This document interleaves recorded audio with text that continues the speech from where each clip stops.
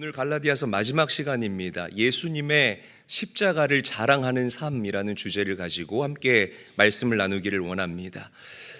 이 사람마다 다 자랑거리가 있죠. 어린애들은 손에 든 과자 봉지를 자랑을 하고 또 장난감을 자랑을 합니다.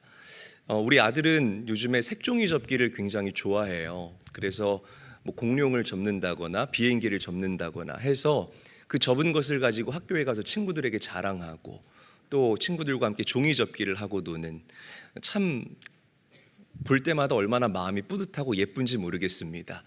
어른들은 이렇게 자기 자식 자랑을 합니다. 자기 가지고 있는 물질을 자랑하거나 학벌을 자랑하거나, 또 청소년들은 자신이 가지고 있는 뭐 휴대폰을 자랑하거나 아니면 의류 브랜드를 자랑을 합니다. 이런 재미있는 얘기가 있어요. 어떤 목사님이 골프 치는 재미에 푹 빠졌대요. 그래서 어느 날 주일날 아침에 일어나서 하늘을 보니까 야, 하늘에 구름 한 점 없이 너무 맑네. 골프 치기 딱 좋은 날씨네. 주일날 목사가 그래서 골프장에 가고 싶어서 교회에 전화를 냈습니다. 제가 오늘 몸이 아파서 교회 나가지를 못합니다. 그리고 골프채를 들쳐매고 골프장으로 향한 거예요. 이 모습을 본 천사가 하나님께 물어봤다고 합니다. 하나님, 저 목사 녀석 저 혼 좀 내야 되지 않겠습니까? 그러니까 하나님께서 아무 말 없이 빙그레 웃으시면서 고개를 끄덕끄덕 하시더래요. 막 골프장에 도착한 목사님이 막 혈액순환이 되면서 막 살겠는 거예요. 그래서 이제 1번 홀에서 막 비장하게 첫 홀 티샷을 탁 하고 날렸습니다. 아니 그런데 너무 잘 맞았네. 그래서 330m가 날아가서, 이게 무슨 얘기인지 잘 모르시죠 여러분? 330m가 날아가서 그린에 올라가서 그만 홀컵으로 공이 들어간 거예요. 홀인원이 된 거죠. 목사님이 막 너무 흥분을 한 겁니다. 근데 이 모습을 본 천사가 충격을 받은 거예요. 아니 하나님, 벌을 주셔야 되는데 이건 벌이 아니지 않습니까? 그래서 하나님께서 미소를 지으시면서 이렇게 말씀하셨다고 합니다. 저게 벌이다. 생각해봐라. 저 목사가 홀인원 했다라는 사실을 얼마나 자랑하고 싶겠냐. 막 자랑하고 싶은데 자랑할 수 없는 그 불편함이 내가 그에게 준 고통과 벌이다 라고 얘기를 했대요. 왜냐하면 그 증서가 나오는데 그 증서에 일시가 적혀 있거든요. 그러니까 자랑을 할 수가 없는 거죠. 여러분, 모든 사람에게 이렇게 자랑거리가 있다는 거예요. 자, 그렇다면 예수 믿고 구원받은 저와 여러분들이 자랑해야 될 것이 무엇일까? 우리가 자부심을 가지고 살아가야 할 그 가치가 무엇일까? 오늘 말씀을 통해서 우리가 한번 조명해 보기를 원합니다. 자, 우리 먼저 갈라디아서 6장 11절 말씀 함께 한번 읽어보도록 하죠. 함께 읽습니다. 시작. 내 손으로 너희에게 이렇게 큰 글자로 쓴 것을 보라. 자, 이 구절은 사도 바울과 갈라디아서를 이해하는 데 굉장히 중요한 단서가 됩니다. 사도 바울은 우리가 잘 알다시피 안질이라는 심각한 질병을 가지고 있어요. 그래서 각 교회에게 서신을 쓸 때에 본인이 직접 편지를 쓰지 않고 대필하는 사람들에게 편지를 대필하도록 했습니다. 로마서도 마찬가지예요. 로마서 16장을 보게 되면 로마서를 쓴 더디오라는 형제의 이름이 나오게 됩니다. 로마서도 사도 바울이 쓴 편지가 아니라는 거죠. 자, 그런데 방금 저희가 읽었던 이 11절 말씀에 사도 바울이 뭐라고 이야기를 하냐면 내 손으로 너희에게 이렇게 큰 글자로 쓴 것을 보라. 누구 손으로 쓴 것을? 내 손으로 쓴 것을 보라라고 사도 바울이 이야기하고 있다는 거예요. 그러니까 내가 지금까지는 대필하는 사람들에게 서신들을 대필하게 했지만 이제부터는 내가 쓴다. 왜 큰 글자로 사도 바울이 이 편지를 썼냐면 안질이라는 질병 때문에 본인이 눈에 보이지 않아서 큰 글자로 쓴 겁니다. 그러니까 내가 직접 편지를 쓴다라는 것은 이제부터 쓰는 내용은 너무나 중요한 내용이고 핵심적인 내용이니 너희가 잘 가슴에 새겨야 한다라는 그런 의미이기도 한다라는 거죠.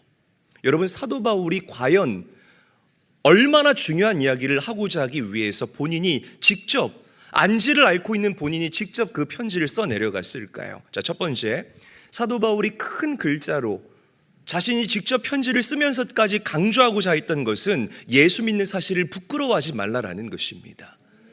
한번 저를 따라하죠. 예수 믿는 사실을 부끄러워하지 말라. 부끄러워하지 말라. 여러분들에게 한번 질문 드려보겠습니다. 여러분, 예수 믿고 구원받았다라는 이 사실이 자랑스럽습니까?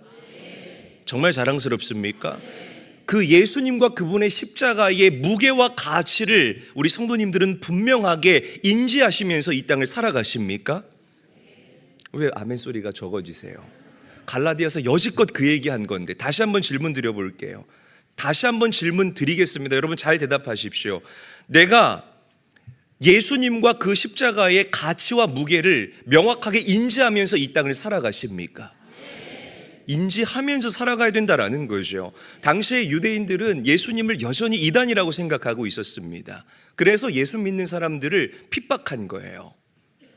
그리고 유대인들 중에서 예수님과 십자가의 복음을 이미 받아들인 사람들도 이러한 핍박 때문에 예수 믿는다는 사실을 감추기를 원했던 사람들이 굉장히 많았다는 겁니다. 여러분, 요즘에도 이런 일들이 우리 주변에 굉장히 빈번하게 일어나고 있어요. 학교에서, 직장에서, 사람들과 관계 가운데에서, 사업하는 사람들도 내가 예수 믿는다는 사실을 부끄러워하는 사람들이 있다는 것입니다. 떳떳하게 드러내지를 못하면서 그렇게 인생 사는 사람들이 있다는 것이죠. 적당히 세상과 타협하고 예수 믿는 것도 아니고 믿지 않는 것도 아니고 술자리에 가면 믿는 사람이 그냥 이도저도 아니게 술 한잔 받아 먹고 그렇게 죄와 어울리면서 살아가는 안타까운 인생들이 너무나 많다라는 것이에요. 제가 군대에 있을 때에 주일날 교회를 가야 되잖아요. 군대에 가면 남자들 마음이 굉장히 가난해집니다. 막 그 은혜가 필요한 거예요. 특히 쫄병 때. 얼마나 모든 것이 긴장의 연속이겠습니까? 그래서 매 주일마다 교회를 나갔어요. 그런데 저보다 위에 선임이 교회만 갔다 오면 그렇게 저를 갈구고 저를 핍박하는 겁니다. 이유도 지금 제 말씀을 묵상하다가 또 발끈했는데 이유가 너무 말이 안 되는 거예요. 축구 때문에. 야, 너가 교회 가서 예배 드리면 우리 일요일 날 축구해야 되는데 뛸 사람이 안 뛰어서 우리 소대가 지면 너가 책임질 거야. 이유가 왜 이렇게 유치 뽕짝이에요, 그잖아요. 한 번은 저를 이렇게 뒤로 불러서 막 때리기 시작하는 겁니다. 근데 사실은 여러분 제가 맞으면서도 어떤 생각이 들었냐면 내가 힘이 없어서 맞고 있는 게 아닌데 막 이 억울한 거예요. 막 이 사나이 가슴에 막 불이 막 부어지는 겁니다. 어떡해요? 참았죠. 제가 맞고 막 핍박한다고 해서 교회 가는 걸 포기했을까요? 그렇지 않습니다.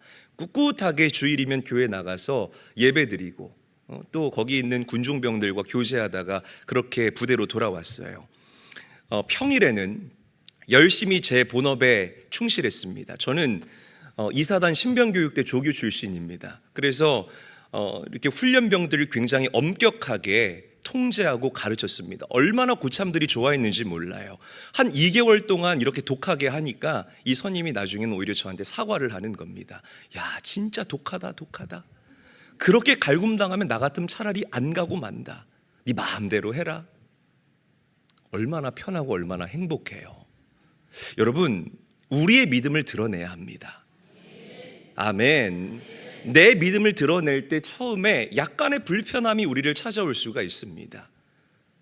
내가 기대하지 않았던 핍박이 여러분들의 인생의 문을 녹화할 때도 있을 거라는 거죠. 그러나 나를 위해서 십자가에 죽으신 그 예수 그리스도의 죽으심과 부활하심의 그 가치와 무게를 우리 성도님들이 진짜로 알고 인정한다면 예수 믿는다는 사실을 부끄러워하지 마시고 그 사실과 그 주소가 여러분들의 떳떳함과 여러분들의 삶의 깊이와 여러분들의 믿음의 실력이 되는 은혜가 있기를 주님의 이름으로 간절히 축원합니다. 그렇게 당당하게 하나님의 백성으로 이 땅을 살아가야 된다는 거죠. 자, 두 번째, 사도 바울이 큰 글씨로 편지를 쓰는 이유는 나의 진짜 자랑거리를 이야기하고 싶어서였기 때문이에요. 자, 우리 14절 말씀 함께 한번 읽어보도록 하죠. 한 목소리로 읽습니다. 시작. 그러나 내게는 우리 주 예수 그리스도의 십자가 외에 결코 자랑할 것이 없으니 그리스도로 말미암아 세상이 나를 대하여 십자가에 못 박히고 내가 또한 세상을 대하여 그러하니라. 아멘. 자, 우리는 사도 바울이 나의 자랑은 오직 예수 그리스도와 그분의 십자가뿐입니다 라고 외치는 것에 주목해야 됩니다. 사실 사도 바울은 육체적으로 볼 때 자랑할 만한 것들이 너무나 많은 사람이었어요. 난지 8일 만에 할례를 받았던 사람입니다. 베냐민 지파 출신이에요. 뼛속까지 유대인이었던 사람이 바로 사도 바울이었죠. 여러분, 당대 최대의 랍비 중에 하나였던 가말리엘이라는 사람에게 직접 가르침을 받았던 수제자 중에 수제자였습니다. 이 얼마나 대단한 건지 몰라요. 율법에 정통한 사람이었고 아람어와 헬라어와 히브리어 이 언어 쪽에 굉장한 탁월함을 보였던 사람이 바로 사도 바울이었다는 거죠. 로마의 시민권도 가지고 있어요. 부족한 게 뭐가 있습니까? 사도 바울이요. 그런데 사도 바울이 이렇게 고백합니다. 나는 나의 이 육체의 모든 자랑을 다 배설물과 같이 여깁니다. 왜? 오직 예수 그리스도와 그분의 십자가를 아는 지식이야말로 가장 존귀한 가치이기 때문입니다. 할렐루야. 여러분들 내가 타는 차를 자랑하죠. 내가 사는 지역을 자랑합니다. 내가 사는 아파트를 자랑합니다. 그게 무슨 소용이 있겠느냐 이 말이에요. 그것이 여러분들에게 우월감이라는 키워드 외에 어떤 만족감을 주느냐 이 말입니다. 정말 구원의 가치를 아는 사람이라면 예수님과 그분의 십자가를 자랑하지 않고서는 견딜 수 없는 인생을 살아가게 된다는 것을 우리가 인정할 수 있어야 된다는 거예요. 여러분, 사도 바울은 고린도전서에서도 똑같이 이야기를 해요. 2장 2절 말씀 함께 한번 읽어보도록 하죠. 함께 읽습니다. 시작.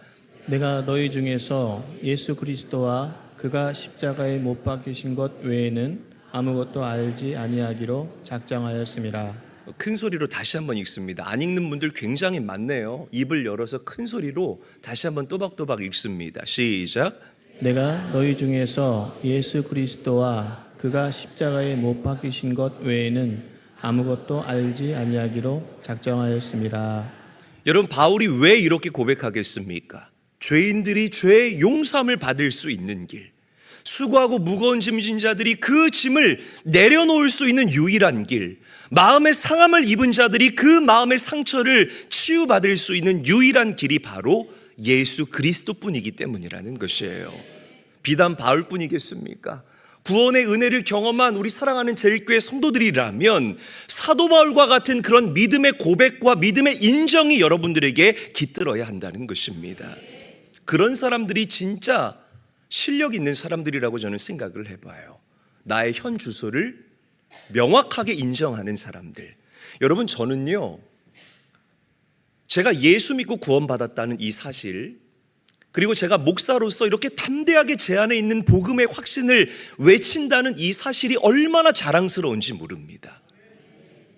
제가 초등학교 6학년, 중학교 1학년 넘어가는 그 겨울방학 때 예수님을 인격적으로 만났는데 그 예수님께서 저에게 그 복음의 빛을 조명해 주시니까요, 하늘의 지혜가 저에게 임하기 시작했습니다. 그러니까 세상을 보는 관점과 저의 세상을 살아가는 방향성이 그때부터 완전히 바뀌기 시작했다는 거죠.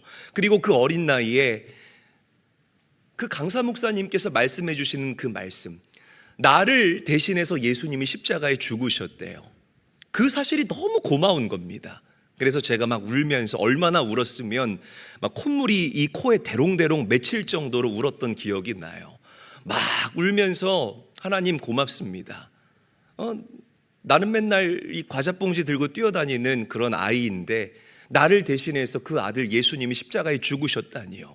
하나님 너무 고마우니까 앞으로 저는 제 일생을 살아갈 때 하나님을 위해서 살아가겠습니다. 그러니까 이 서원 잘하셔야 돼요, 여러분. 하나님이 그 기도를 들으시고 저를 주의 종으로 삼아 주셨어요.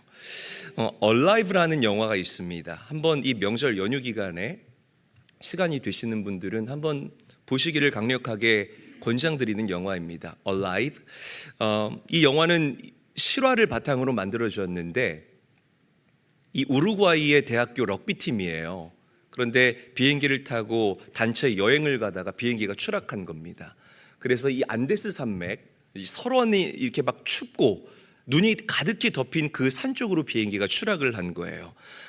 약 60여일 동안 살기 위해서 고군분투하는 그 생존기를 그린 영화입니다. 이런 영화를 힘들어하시는 분들이 계시거든요. 이렇게 막 생존 싸움 힘들어하시는 분들은 그냥 보지 않기를 추천을 드립니다. 자, 그런데 문제가 뭐냐면 실화예요. 문제는 이 극한 상황을 버텨내기 위해서 이 사람들이 이미 죽은 사람들의 살을 뜯어먹은 거예요. 여러분 어떻게 생각하시나요? 이미 죽은 사람들의 살점을 막 뜯어먹으면서 그렇게 살아낸 겁니다. 그러니까 그렇게 않으면 살 수가 없으니까. 그래서 누군가 먼저 그 살점을 뜯어먹기 시작하니까 다른 사람들도 죽은 사람들의 그 살점을 따라서 뜯어먹은 겁니다. 그들이 구조되고 나서 이 사람들이 어떻게 그 60여일 동안을 살아냈는지가 전 세계에 알려지기 시작했어요. 자, 그런데 누구도 이 사람들을 비난하지 못했습니다. 심지어 이 우크라이나 카톨릭 대주교도 그들이 인육을 먹었다라는 사실을 비난할 수 없다라는 그런 성명서를 냈다라는 거죠. 감옥에 가지 않았고 처벌받지 않았습니다. 왜? 그렇게 하지 않으면 그들의 생명을 연장할 수 없다라는 사실을 누구나 잘 알기 때문이라는 거죠. 여러분, 생명이 이렇게 소중해요. 내 생명을 지키기 위해서는 때로는 상식과 윤리마저도 초월해야 될 때가 있다라는 것이죠. 자, 그런데 잘 들으십시오. 이 생명보다 더 소중한 것이 천국이고요. 이 생명보다 더 중요한 것이 바로 우리의 구원이라는 사실을 믿으시기를 바랍니다. 정말 그래요. 여러분, 성경을 딱 한 절로 요약하라면 대부분의 많은 목사님들과 사람들이 요한복음 3장 16절을 이야기를 합니다. 그런데 저는 이 말씀이라고 생각해요. 마태복음 13장 44절 말씀, 우리 함께 한번 읽어보도록 하죠. 한 목소리로 읽습니다. 시작. 천국은 마치 밭에 감추인 보화와 같으니 사람이 이를 발견한 후 숨겨두고 기뻐하며 돌아가서 자기의 소유를 다 팔아 그 밭을 사느니라. 어떤 사람이 밭을 매다가 밭에 보물이, 아주 진귀한 보물이 감춰져 있다는 사실을 발견을 했습니다. 그런데 내 밭이 아니니까 몰래 덮어두고는 이제 그 밭을 사기 위해서 자기가 가지고 있는 모든 돈을 다 모아봤어요. 그런데 돈이 부족하네. 그래서 그 부족한 돈을 메꾸기 위해서 내 집도 팔고 차도 팔고 옷도 팔고 내가 가지고 있는 모든 것들을 다 팔아서 그 밭을 살 돈을 마련을 합니다. 이 겉으로 볼 때 사람들이 이해가 되지를 않는 거예요. 저 사람이 미쳤나? 아니, 왜 갑자기 가지고 있는 것 그냥 잘 누리고 살면 되지 왜 다 팔아 제끼는 거야? 이해를 할 수가 없는 겁니다. 막 손가락질하고 비웃었을지도 모르겠다는 거죠. 그런데 그는 아랑곳하지를 않아요. 왜? 그 밭에 보물이 숨겨져 있다는 사실을 알기 때문이라는 것입니다. 그리고 마침내 나의 모든 소유를 팔아서 그 밭을 사버린다라는 거죠. 여러분들에게 물어볼게요. 비웃은 사람들이 어리석을까요? 아니면 내 소유를 다 팔아서 그 존귀한 보물이 묻혀져 있는 밭을 산 이 농부가 어리석을까요? 비웃은 사람들이 어리석겠죠. 비웃은 사람들이 어리석다라는 것입니다. 유명한 짐 엘리엇이라는 선교사님이 이런 이야기를 했어요. 영원한 것을 얻기 위해서 영원하지 아니한 육체의 것들을 버리는 자는 결코 어리석은 자가 아니다라고 이야기를 합니다. 할렐루야. 믿으시면 아멘 합시다. 천국을 위해서 나의 육적인 것을 포기하는 것 결코 어리석은 행동이 아니라는 사실을 여러분들이 기억하시기를 바랍니다. 예수님 따르기 위해서, 예수님 믿기 위해서 나의 자존심 굽히는 것 결코 어리석은 행동이 아니라는 사실을 우리 성도님들이 명심해야 될 것이라는 것입니다. 내 목숨을 내걸고, 선교사들이 미쳤나요? 우리 선교사님들 욕하는 성도들 중에, 야, 선교사님들이 선교지 나가가지고 애들 좋은 교육시키고 그러면 그 사람들은 나가서 애들 코찔찔이처럼 그렇게 교육도 못 시키고 그렇게 살다 죽어야 됩니까? 마음을 바꾸셔야 됩니다. 여러분, 선교사들이 그 오지에 나아가서 그렇게 십자가를 짊어지고 예수의 복음을 외치는 이유가 무엇입니까? 그게 가장 가치 있는 일이기 때문임을 알기 때문에 외치는 거예요. 너희들 편안하게 사는 것보다 나는 저 영원히 사는 저 천국에서 하나님께 인정받는 것, 이게 내 삶 가운데 가장 큰 기쁨이다 라는 진리를 알기 때문에 나가서 외치는 것입니다. 할렐루야. 왜 우리 교회가 성도들을 주기적으로 선교지에 내보내는 줄 아십니까? 이 예수 그리스도와 십자가 복음의 무게감을 그들에게 인지하고 인식시키기 위해서라는 것이에요. 할렐루야. 여러분, 저는 우리 성도님들이 진짜가 무엇인지를 바로 볼 수 있는 영안이 열리게 되시기를 예수님의 이름으로 간절히 축원합니다. 이런 삶의 우선순위가 아름답게 정렬되는 은혜가 있기를 우리 구주 예수님의 이름으로 간절히 축원합니다. 저는요, 다시 한번 말씀드리지만 시간을 되돌릴 수는 없겠죠. 그런데 만약에 다시 20대 초반으로 돌아가도 저는 이 주님을 위한 일을 할 것입니다. 이 제 안에 담겨 있는 이 영적인 세계와 믿음의 세계를 우리 성도님들에게 풀어 전하는 이 사역이 얼마나 귀하고 얼마나 즐거운지 모르겠어요. 누가 뭐라고 해도 저의 자랑거리는 사도 바울처럼 예수님과 그분의 십자가입니다. 사랑하는 제일교회 성도 여러분, 여러분들도 저와 같기를 원합니다. 여러분들도 저와 같이 사도 바울과 같이 여러분들 인생의 최고의 자랑거리는 많은 물질, 나의 배움, 이것이 아니라 저 영원한 것, 예수 그리스도와 그분의 십자가가 될 수 있기를 우리 구주 예수님의 이름으로 간절히 축원합니다. 옆 사람과 인사하죠. 우리의 자랑은 예수님과 그분의 십자가입니다. 인사하겠습니다. 자, 저는 다음에 나오는 이 사도 바울의 고백이 너무 좋아요. 자, 우리 갈라디아서 6장 14절 하반절 말씀 화면을 보고 함께 한번 큰 소리로 읽어보겠습니다. 시작. 그리스도로 말미암아 세상이 나를 대하여 십자가에 못 박히고 내가 또한 세상을 대하여 그러하니라. 이 바울은요, 지금 나와 세상을 명확하게 구분짓고 있습니다. 굉장히 중요해요. 이 사도 바울의 이 태도와 모습을 여러분들이 닮아야 합니다. 이런 예를 들 수가 있어요. 남자들 다 오늘 군대 얘기 자꾸 해서 죄송합니다. 제가 이렇게 또 말씀을 쓰다 보니까 그렇게 됐네요. 이 남자들이 군대 가면 다 고생합니다. 뭐 우리 교회 권사님 집사님들이랑 얘기해 보면 방위 나오신 분들도 계시고 뭐 이렇게 후방에서 좀 편하게 하신 분들도 계시는데 그 편하다라고 얘기하면 안 돼요. 다 자기들만의 그런 고충이 있고 어려움이 있습니다. 죽을 고생을 하다가 이제 군대를 마치고 전역할 때가 되면 남자들 뭐라고 얘기하냐면 내가 다시는 여기 오나 봐라. 그러면서 뭐라고 얘기하냐면 내가 이 방향으로는 오줌도 안 싼다. 이렇게 얘기를 해요. 그러니까 무슨 말이에요? 이게 군대와 나는 1도 상관이 없다라는 이제 그런 이야기겠죠. 우리가 진짜 예수님을 소유하고 나면, 아까도 찬양 인도하면서 기도하실 때 예수님을 소유하기를 원합니다라는 이 멘트가 얼마나 제 마음에 큰 울림이 됐는지 몰라요.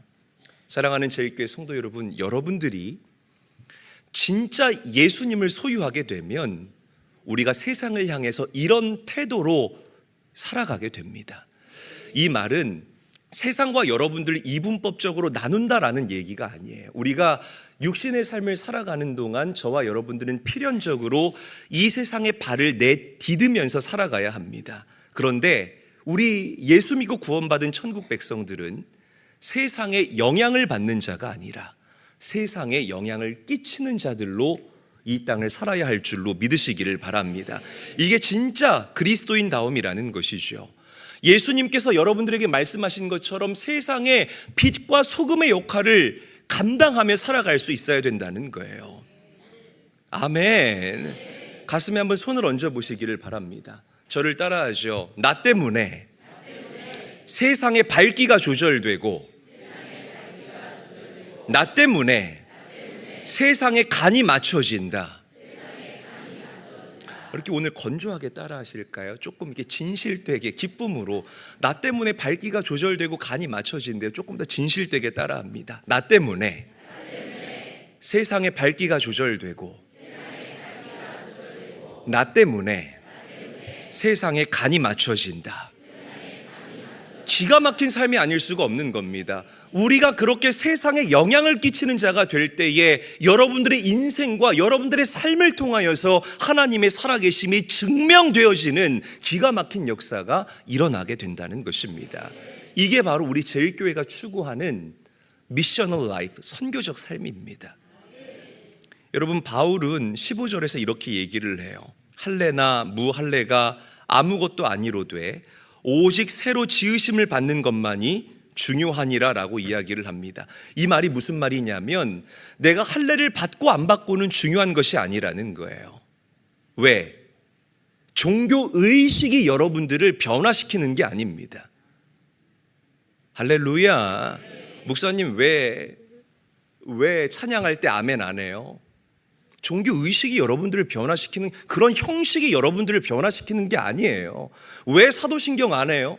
그런 형식이 여러분들을 변화시키는 게 아닙니다, 여러분. 정말 내가 진정으로 예수님을 갈망하고자 하는 그 마음이 여러분들의 인생을 변화시키는 거예요. 할렐루야. 유아 세례 받았다고 해서 그 아이가 갑자기 천사가 될까요? 물론 유아 세례 중요합니다. 그런데 그 세례라는 형식이 그 아이의 인생과 운명을 변화시킬까요? 그렇지 않다라는 거예요. 어떤 목사님이 이런 이야기를 했어요. 이 세례를 받기 전에는 마른 죄인이고, 잘 들으셔야 돼요. 세례를 받기 전에는 마른 죄인이고 세례를 받고 난 다음에는 젖은 죄인이다. 안 웃겨요, 여러분? 네. 이런 이야기. 그러니까 중요한 건 의식이 아니라 내가 예수님을 소유했느냐, 예수님을 만났느냐가 중요한 겁니다. 예수님 만나십시오. 형식적으로 신앙생활 하시는 분들 그 틀을 깨시기를 축원합니다. 내 마음에 예수님이 담겨 있어야 된다라는 거예요. 나는 죽고 예수의 생명으로 살아갈 수 있는 은혜가 여러분들에게 있어야 하고 예배를 향한 갈망이 있어야 내가 나와서 기도하는 겁니다. 할렐루야. 자, 말씀을 정리하도록 하죠. 우리의 자랑거리는 사도 바울처럼 오직 예수, 오직 십자가가 되어야 합니다. 우리 옆 사람과 인사합니다. 우리의 자랑거리는 오직 예수님과 그분의 십자가가 되어야 합니다. 인사하겠습니다.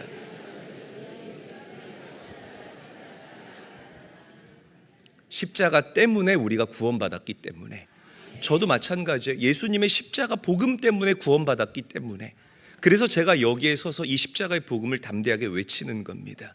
십자가 때문에 삶의 목적을 발견했기 때문이라는 것이죠. 여러분, 이 영적인 본질이 절대로 변하지 않기를 원합니다.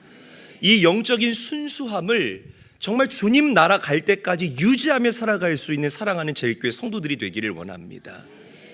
그래서 하나님의 기쁨이 되고 하나님의 자랑이 되는 이 갈라디아서를 마치면서 다시 한번 예수님과 그분의 십자가의 복음이 얼마나 소중한지를 여러분들 가슴에 각이 날 수 있게 되시는 우리 사랑하는 성도님들의 인생과 신앙생활이 될 수 있기를 우리 구주 예수님의 이름으로 간절히 축원합니다.